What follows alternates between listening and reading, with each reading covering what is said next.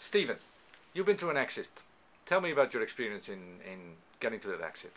Well, we exited to an American technology firm, and their resources far exceeded what we would have had available to us. Um, I think to make an exit, you need to be realistic on the value of your proposition.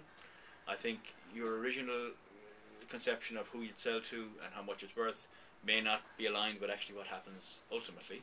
It may do, of course. In my case, it didn't, but that was okay. I mean, you know, um, you can still create an awful lot of value in your offering, um, as long as you understand what that value is and how that value adds value, if you like, to the corporate you're trying to sell to.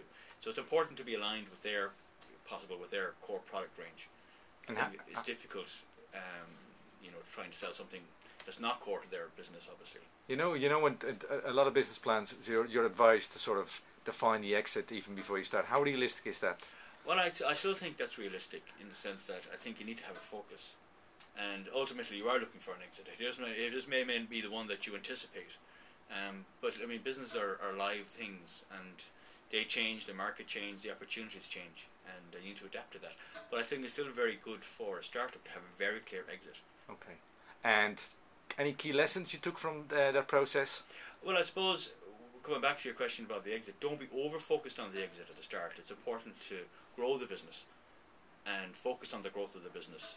Absolutely have an exit as a priority, but not the ultimate focus of the business, because I think that creates just a very shallow business ultimately, which probably has less value.